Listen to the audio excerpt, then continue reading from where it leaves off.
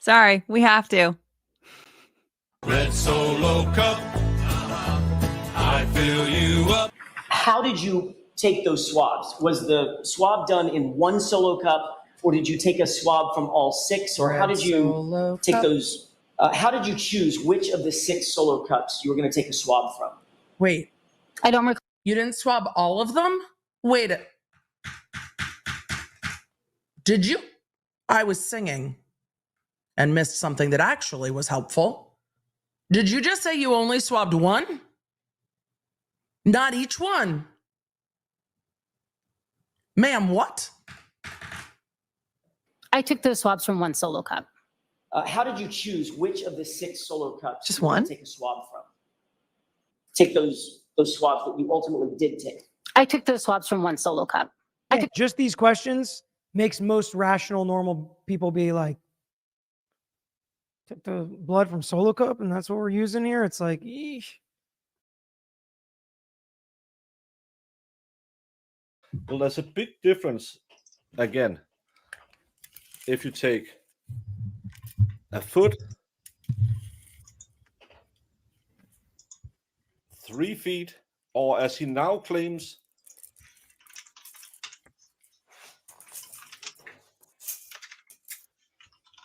I can't even, I have 2 short arms. Ow.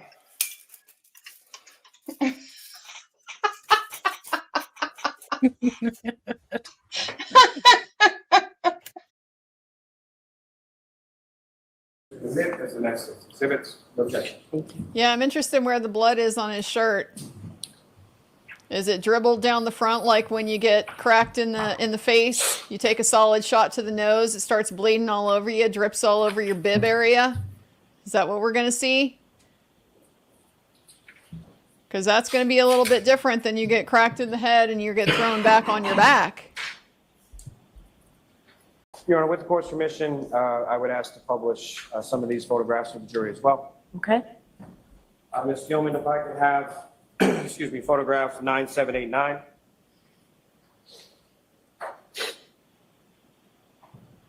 Ms. Hartnett, putting up on the screen now what's been marked as exhibit 190. Do you recognize That's it. Bloody nose. Yes, I do. And what do That's you it. recognize that to be? I'm done. That I'm is done. the photograph I took of item 7-18. It is the exterior front. And Ms. Gilman, if No. I could have 9790, the next photograph. Before we get to reactions, I just want to have a closer look at this hair. The hair apparent. So let's assume that it's curly hair and it's perched on each end touching the car. And what I'm going to do is I'm going to mark out these water spots. So I presume there's salt residue or something like that. So we'll mark the top one first. And then we'll mark the bottom one. So that when we switch pictures, we can locate where those salt marks are. Now, for the sake of orientation, we'll call the end of the hair that is sitting inside the red circle, we'll call that the root of the hair. And you'll note, when we switch pictures, the root of the hair is nowhere near that circle anymore. Here's the green drip at the top, and here's the red drip where the root of the hair should be, but it's not. Let's start over. Let's assume this time that the curved part of the hair is what's touching the car and the ends are sticking out from the car. Again, we see the green salt spot, and then the outer curve would be touching the car, marked here in red. So then we look at the second photograph and we see the green salt spot, but the highest part of the curve is in a different position.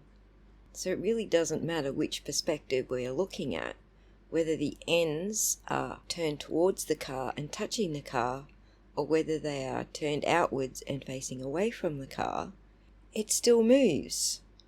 Maybe it's a camera perspective issue, maybe it's not, I don't know. But if you and I can't work it out, then the jury can't work it out. So let's see who notices it and who doesn't. Ms. Hartnett, does it look to you like between the first and the second photographs, that hair has moved? Has moved? Nope. There is no way. They fucking. Nope, I can't say that. They changed it. Oh. What? Yeah, they changed the. Oh It's my the other way gosh. around. It was backward and then straight. What the hell is Baker? We need to dig in. This is ridiculous. Go back. Wait. Ms. Hartnett, does it look to you like between the first and the second photographs that hair has moved? Looks to me like it was. It's no longer an inverted C, but a C. Huh. Ms. Hartnett, does it look to you like between the first and the second photographs that hair has moved? See, now there it looks different. Yes, that's correct. Ms. Hartnett, does it look to you like between the first and the second photographs Yes, it moved. that hair has moved? Yes, looks completely different. Absolutely. It's no longer an inverted C, but a C. Just say yes, lady. I mean, come on. It's no longer an inverted C, but a C. Oh my God. He's right. Ms. Hartnett, does it look to you like between the first and the second photographs that hair has moved? It's no longer an inverted C, but a C. I don't know that I necessarily agree with that. That hair has moved. What? It's no longer an inverted C, but a C. No, it looks like a different angle. I don't know that I necessarily agree with that. That doesn't look, it looks like a different angle of the same thing to me. It doesn't look like the ends of the hair are touching and then they flip. It looks the same to me. It looks like, if anything, maybe it's curling up a little bit more, but it doesn't really. Yeah, they just look like a different angle of the same thing to me. So of our 11 potential jurors, we had 9 that agreed it looked like it moved and 2 that either didn't react or did not agree. And that's fairly representative of what's probably going to happen in the deliberation room. A lot of shit came in today. I mean, like, aside from the last witness, which was pretty dry, but as Judge Bev kind of ended it there, like I talk about it all the time. It's a necessary evil in trials. They got to get this shit in. She's got to lay the foundation. She's got to authenticate shit. That's the process. So, once they get it all into evidence, they'll start talking about it. Okay, so for me, it was an interesting foundational day.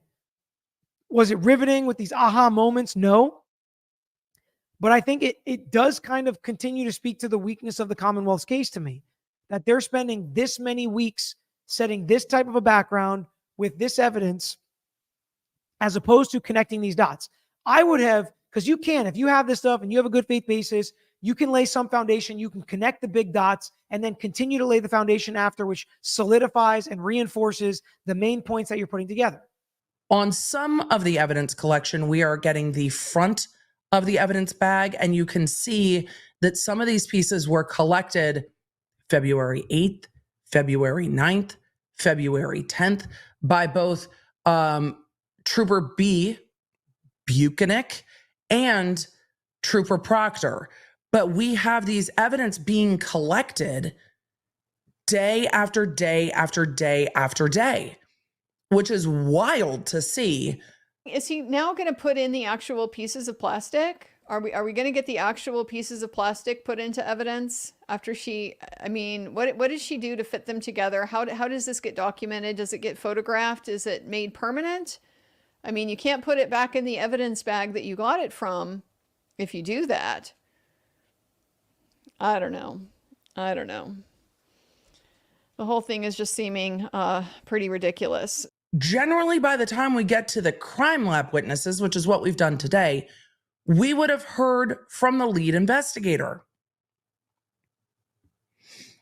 It is confusing to get to all of the crime lab witnesses without having the people who collected the evidence, how they collected it, where from they collected it, when they collected it.